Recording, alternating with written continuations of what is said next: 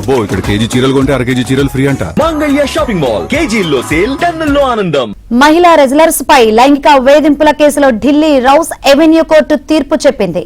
కేసులో బ్రిజ్భూషణ్, వినోద్ తోమర్ ను నిర్దోషులుగా తేల్చింది.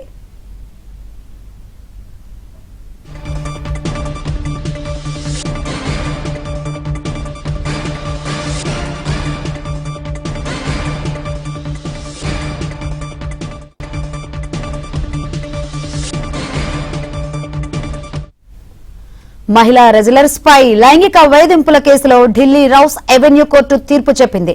కేసులో బ్రిజ్భూషణ్, వినోద్ తోమర్ ను నిర్దోషులుగా తేల్చింది. और कभी मैंने अपने आप को अपराधी महसूस ही नहीं किया और मैंने एक शेर उस दिन पढ़ा था कि इसीलिए तो डगर डगर बदनाम हो गए मेरे आंसू, मैं उनका हो गया कि जिनका कोई पहरेदार नहीं था। बदलो भी आलोचक कैसे करते दर्द पुरस्कृत मेरा, मैंने जो कुछ गाया उसमें करुणा था, श्रृंगार नहीं था। हम जो जूनियर खिलाड़ी थे जिनका हक मारा जा रहा था, हम उनके लिए लड़ाई लड़ रहे थे और मुझे प्रसन्नता है कि उस लड़ाई में हमारी ही जीत हुई और मुझे विश्वास है कि जिस लड़ाई को लड़ करके हम निकले हैं, यानी जूनियर खिलाड़ी की लड़ाई को लड़ करके निकले हैं, उनको न्याय मिलाए। अब वो आने वाले समय में हमारे रेसलिंग का परचम पूरी दुनिया में लहराएंगे, मुझे पूरा विश्वास। सर, जिन रेसलर्स ने आपके ऊपर आरोप लगाए, खासकर विनोद फोगाट, साक्षी मलिक जैसे, नाम लेने की आवश्यकता नहीं है, नाम लेने की आवश्यकता। లైంగిక వేధింపుల కేసులో బ్రిజ్భూషణ్, వినోద్ కుమార్ కు రౌస్ ఎవెన్యూ కోర్టు ఊరట లభించింది. నిర్దోషులుగా తేల్చింది కోర్టు. మరిన్ని వివరాలు అందించేందుకు మా ఢిల్లీ బ్యూరో చీఫ్ కృష్ణ ఉన్నారు. కృష్ణ. శంకరి, భారత కుస్తీ సమాఖ్య మాజీ అధ్యక్షుడు, బీజేపీ మాజీ ఎంపీ బ్రిజ్భూషణ్ శరణ్ సింగ్ కి ఢిల్లీలోని Rouse Avenue court big relief ఇచ్చింది.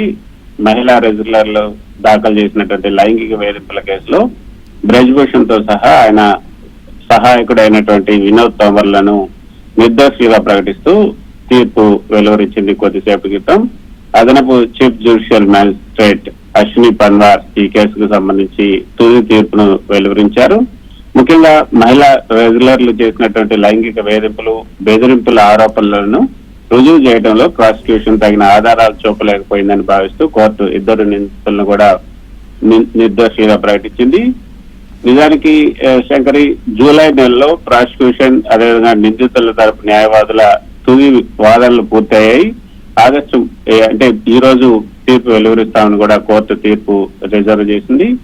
ఈ కేసు విచారణ సున్నితమైనది కావడంతో రౌస్ ఎవెన్యూ కోర్టు దశల వారీగా ఇన్ కెమెరా పద్ధతిలో తుది వాదనలు కూడా విన్నది. అయితే జనవరి 2023లో మనం చూసుకుంటే 3 సంవత్సరాల క్రితం వినేష్ ఫోగట్, సాక్షి మాలిక్, బజరంగ్ పునియా వంటి ప్రముఖ రెగ్యులర్లు బ్రిజ్భూషణ్ పై లైంగిక వేధింపుల ఆరోపణలు చేస్తూ జంతర్ మంతర్ దగ్గర నిరసన చేపట్టారు. ఆ తర్వాత ఏప్రిల్ 2023లో సుప్రీంకోర్టు జోక్యంతో ఢిల్లీ పోలీసులు బ్రిజ్భూషణ్ పైన కేసు ఎఫ్ఐఆర్ నమోదు చేశారు. ఆ తర్వాత జూన్ 2023లో ఢిల్లీ పోలీసులు 1500 పేజీల ఛార్జ్ షీట్ ను కూడా సమర్పించారు. అయితే ఆ తర్వాత 2024 మేలో రౌస్ ఎవెన్యూ కోర్టు 5 మహిళా రెజ్లర్ల ఫిర్యాదుల ఆధారంగా బ్రిజ్భూషణ్ పైన అభియోగాలు నమోదు చేసింది. తర్వాత ఆగస్టు అంటే ఈ రోజు తుది విచారణ అనంతరం బ్రిజ్భూషణ్ శరణ్ సింగ్ అదేవిధంగా వినోద్ తోమర్లను కోర్టు పూర్తిగా నిర్దోషులుగా ప్రకటిస్తూ తీర్పిచ్చింది. అయితే గత 3 ఏళ్లుగా భారత క్రీడా రంగాన్ని తీవ్రంగా కుదిపేసినటువంటి అతిపెద్ద చట్టపరమైనటువంటి వివాదాల్లో ఇది ఒకటని చెప్పొచ్చు. దేశానికి ఒలింపిక్, కామన్వెల్త్ పథకాలు అందించినటువంటి అగ్రశ్రేణి అథ్లెట్లు వీధుల్లోకి వచ్చి ఆందోళన చేయడం అంతర్జాతీయంగా కూడా సంచలనం సృష్టించింది. కోర్టు తీర్పుతో క్రీడా సమాఖ్యల నిర్వహణ, అథ్లెట్ల రక్షణ వ్యవస్థలపై కూడా చర్చ మళ్లీ ఊపందుకునే అవకాశం లభించింది.